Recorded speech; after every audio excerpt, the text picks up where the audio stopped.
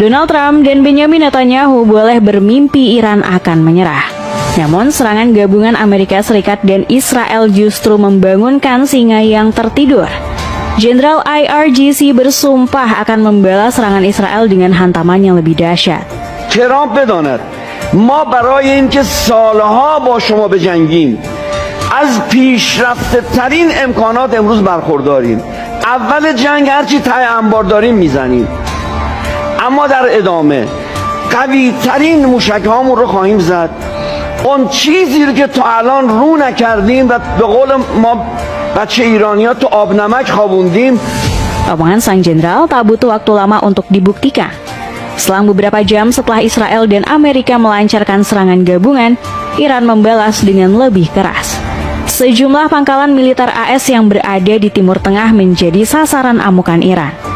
Imbasnya, Bahrain, Uni Emirat Arab, dan Qatar harus merasakan rudal-rudal Iran menghantam pertahanan mereka. Pasalnya, ketiga negara ini bersedia menjadi markas bagi pasukan AS. Lihatlah saat rudal Iran tiba-tiba jatuh di pangkalan militer Naval Support Activity atau NSA milik AS di Bahrain.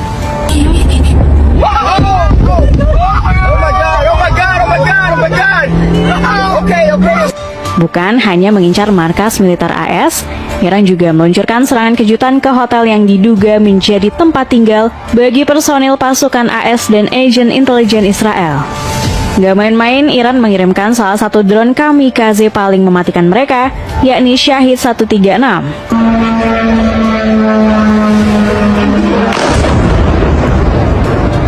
Penduduk Bahrain turun ke jalanan bukan dengan rasa panik, tapi malah takjub melihat rudal-rudal Iran melintas di atas langit Bahrain. Bahkan mereka merayakan serangan tersebut, seolah tidak peduli negaranya akan diledakkan Iran. Sepertinya warga Bahrain masih waras dan punya akal sehat untuk menentukan siapa yang sebenarnya jahat dan siapa serigala berbulu domba yang munafik.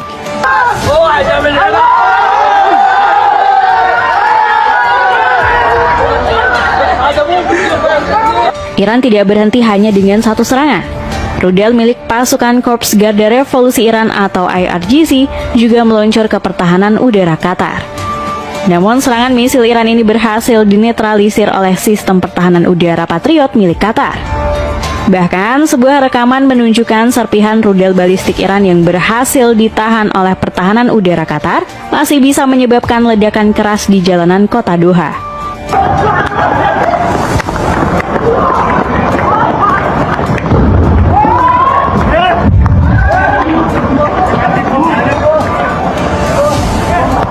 Iran tidak menyerah begitu saja. Di malam hari, kiriman rudal-rudal baru Iran akhirnya berhasil menembus airspace canggih Qatar.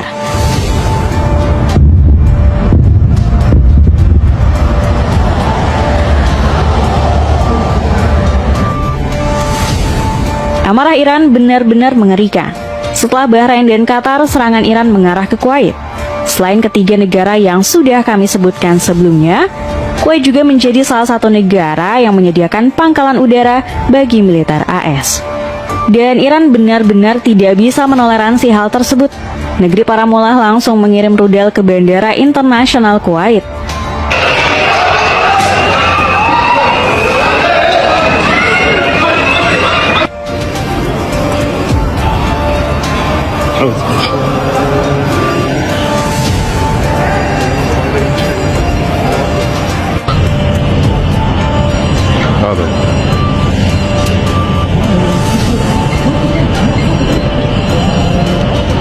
Kemudian giliran Uni Emirat Arab yang merasakan kemarahan Iran. Sebuah hotel di kota Dubai terbakar habis akibat kejatuhan sebuah rudal Iran.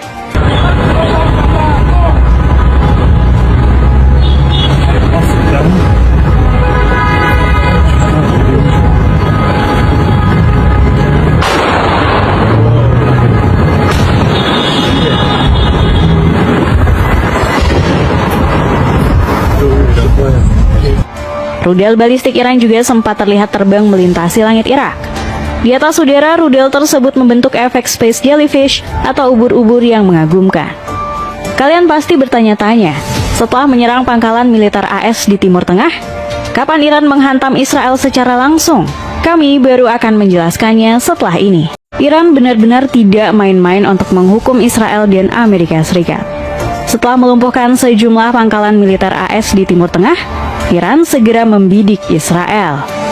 Sejumlah kota di negeri Zionis menjadi sasaran serangan mematikan Iran. Lihatlah video berikut ini saat rudal Iran menghantam kota Holon, Israel. אתה חושב שעד שלמסיים כולם הוא לא עונים? מינימום אוטובוסים 20, הלכו? מינימום אוטובוסים 20 הלכו. 20 אוטובוסים בערך הלכו.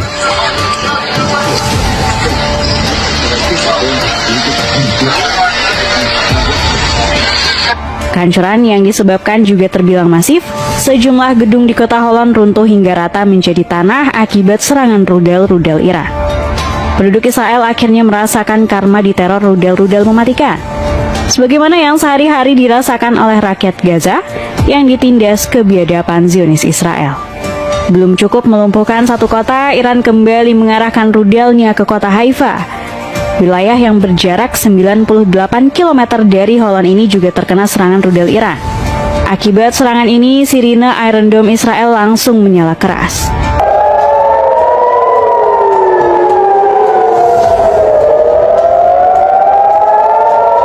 Iran benar-benar membuat mental pengecut dan penakut yang dimiliki bangsa Yahudi bangkit. Jika boleh menggambarkan, orang-orang Zionis saat ini sedang merinding sampai ke tulang sumsum mereka dengan serangan balasan Iran. Pasalnya, serangan Iran masih terus berlanjut setelah membombardir kota Holon dan Haifa. Lihatlah ledakan besar di jantung kehidupan Israel yang berada di Tel Aviv berikut.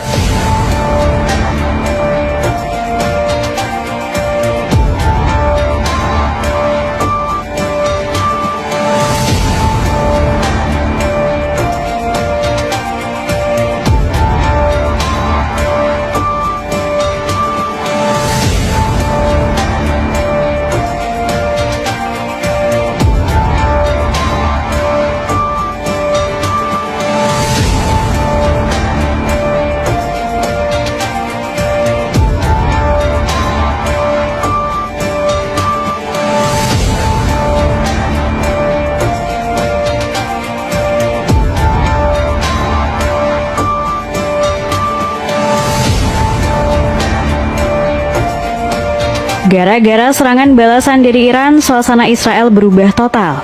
Kehidupan mereka yang biasanya tenang di atas penderitaan rakyat Palestina, kini kembali diliputi ketakutan. Pemerintah Zionis baru saja mengaktifkan lockdown total setelah Iran menginvasi pertahanan udara mereka dengan rudal dan drone mematikan. Semua warga Israel juga diimbau untuk berlindung di tempat aman. Saat negeri Zionis dibombardir, rakyat Gaza memberikan dukungan untuk Iran lewat doa-doa mustajab mereka. Lihatlah video berikut ini saat seorang anak Gaza mendoakan rudal-rudal Iran untuk jatuh dengan tepat sasaran ke Israel.